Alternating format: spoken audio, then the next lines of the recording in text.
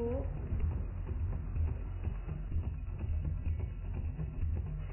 Ini anak Ibu.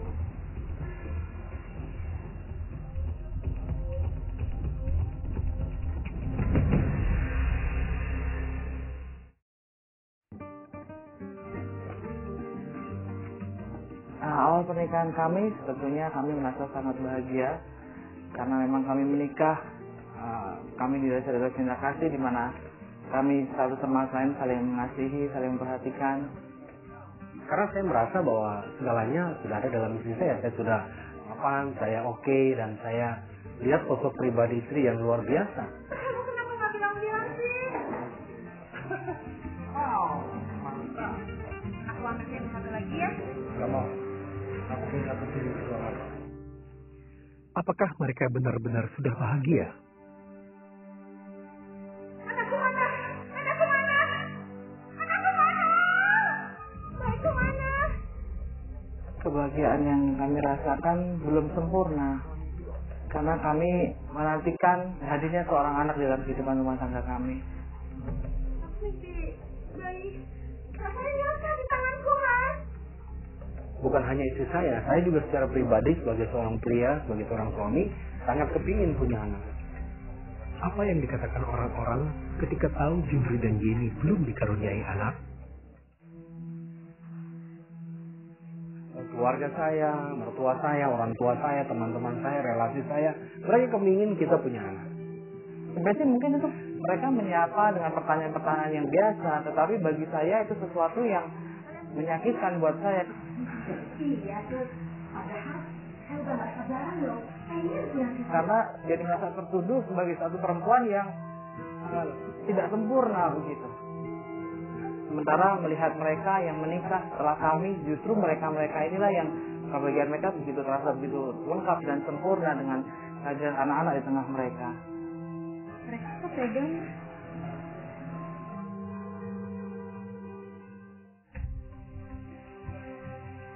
Langkah-langkah yang kita lakukan untuk merealisasikan keinginan kami untuk punya anak, kami datangi semua dokter-dokter yang hebat-hebat yang menurut rekomendasi teman. Tetapi mereka tetap tidak bisa memberikan satu harapan yang pasti buat saya untuk dapat memiliki anak.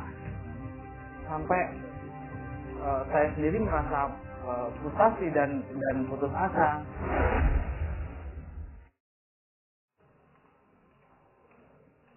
Istri saya sendiri yang kemudian terus mengalami beban yang seperti menindih dia, yang betul-betul menekan dia sampai keadaannya seperti menjadi aneh, menjadi paranoid. Ketika lihat orang hamil jadi jengkel, jadi marah. Kenapa mereka bisa hamil sedangkan saya sudah berupaya ke sana kemari ke dokter, bahkan semua hal, semua cara yang menurut orang itu baik sudah saya lakukan, tetapi nggak kunjung-kunjung hamil. Kamu ngerti aku kan? Sebenarnya kamu begini. Memang situasi yang suasana itu sudah tidak bisa saya tanggulangi lagi. Junri sudah kehabisan akal. Mulai dari tindakan medis sampai ramuan tradisional pun tidak berhasil. Anda yakin? Dan hanya tersisa satu pilihan terakhir. Secara pertimbangan itu juga mungkin akhirnya berat kita lakukan. Tidak setuju. Anda berdua harus melakukan tes kesuburan.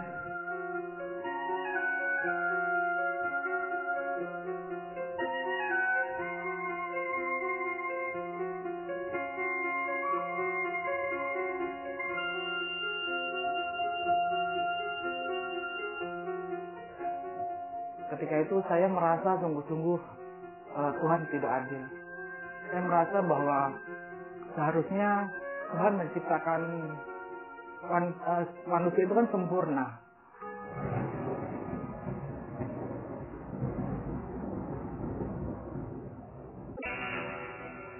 Tuhan sendiri yang berkata bahwa beranak cuculah dan penuhilah bumi.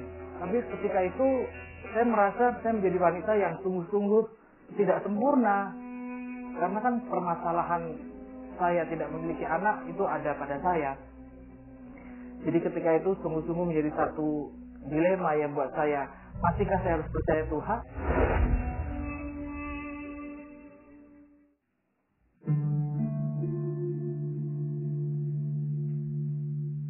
Secara pribadi saya menerima istri saya sepenuhnya, walaupun tantangannya berat.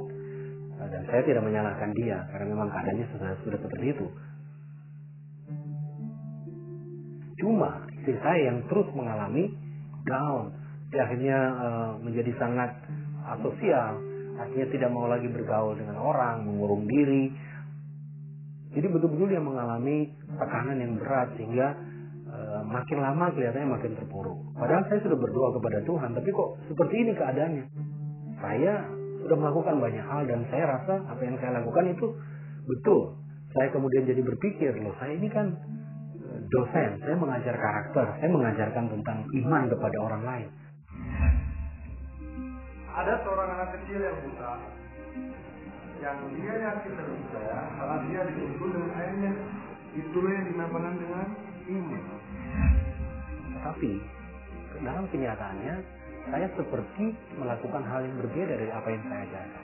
Karena saya menganjurkan dan kemudian menyetujui untuk melakukan bayi tabung yang sebenarnya lebih mengandalkan manusia daripada mengandalkan Tuhan.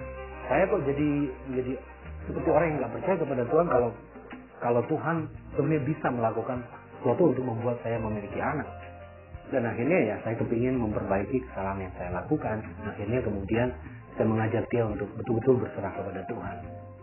Bukan dia menyingkir, bukan dia mencampakkan saya, merendahkan saya, tapi saya mendapatkan satu dukungan yang luar biasa yang di luar pemikiran saya. Suami saya justru malah lebih memperhatikan dan memberikan dukungan yang luar biasa. Tuhan menciptakan aku nggak sempurna, nggak kayak wanita-wanita lain.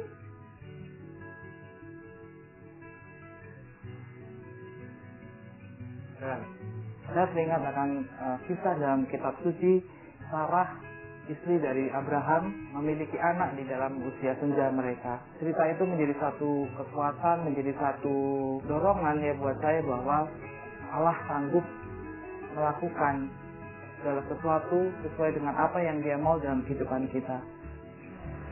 Kita berdoa. Dari doa-doa yang mereka panjatkan, Junri dan Jenny mulai belajar berserah penuh pada Tuhan, walaupun keadaan belum berubah.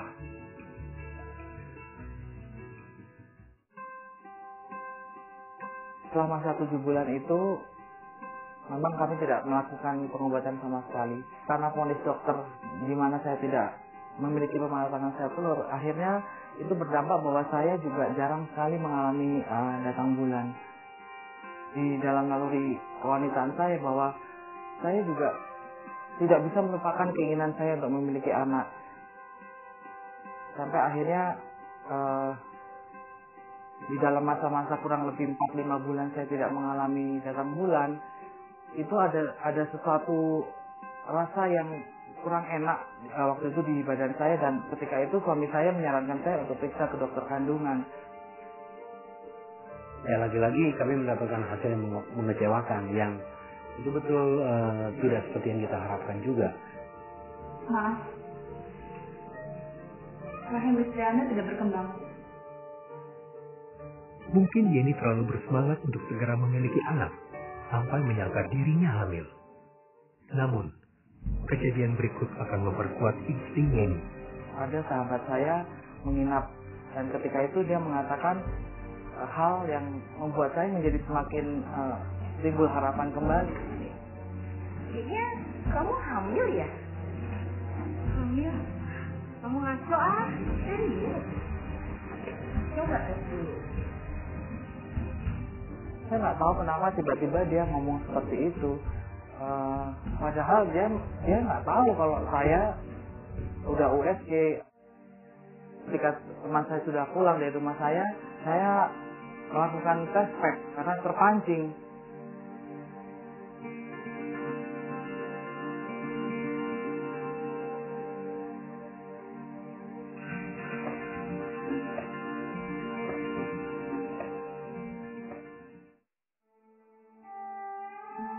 Nah, ketika saya lihat, loh, kok justru saya mendapatkan sesuatu yang beda.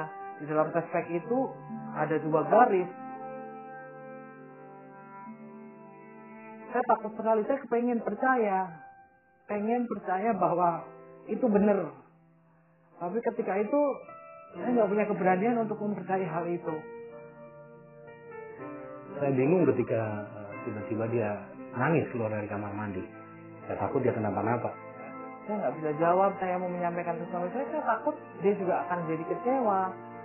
Saya takut dia berharap, oh iya ternyata enggak gitu. Jadi saya takut ini harapan palsu.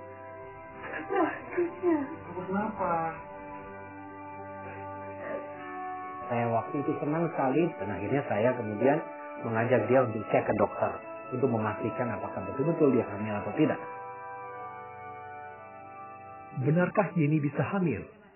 Atau ini hanya sekedar harapan palsu seperti yang dibayangkan Yeni? Selamat ya, Kak. Selamat ya, Bu. Waduh, saya bersuka cita sekali. Saya betul-betul merasa bahwa apa yang saya harapkan, saya doakan, dan saya percaya bahwa Tuhan tolong saya itu betul-betul menjadi kenyataan. Kebahagiaan yang tidak terhingga. Saya akhirnya punya anak. Dokter mengatakan usia kandungan saya sudah 6 minggu. Dan dari situ, dari hasil pemeriksaan itu saya menjadi yakin, oh iya betul, memang ternyata Tuhan memberikan saya satu kesempatan untuk saya boleh hamil.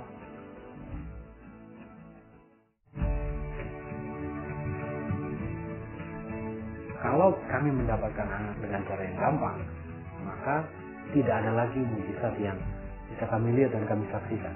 Tapi oleh karena istri saya, kita punya anak, kemudian proses yang kami jalani dengan mengandalkan kekuatan dokter dan kekuatan kami, akhirnya tidak berhasil. Dan ketika kami menyerahkan kepada Tuhan, kemudian terjadi mujizat, ini menjadi sesuatu yang bagi kami adalah sebuah pelajaran yang luar biasa. Ketika kita bersungguh-sungguh mengangkat tangan kita, berserah penuh kepada Tuhan, menyerahkan total semua apa yang ada dalam kehidupan kita, justru di saat kita mengangkat tangan, saat itulah Tuhan turun tangan untuk menolong kita. Apa yang selama ini saya pikirkan bahwa Tuhan meninggalkan saya, ternyata memang dalam keadaan apapun Tuhan tidak pernah sekalipun meninggalkan anak-anaknya. Istri saya menjadi seorang istri yang betul-betul bisa lebih kuat lagi imannya. Setelah mendapatkan putri mereka yang pertama, yaitu Brainy, mujizat kembali terjadi. Junri dan Yeni dikaruniai seorang putra yang diberi nama Dave. Di mana polis dokter yang menyatakan bahwa saya tidak akan mungkin bisa memiliki keturunan, tapi saya dianugerahi kepercayaan oleh Tuhan untuk saya boleh memiliki anak-anak, sesuatu yang luar biasa.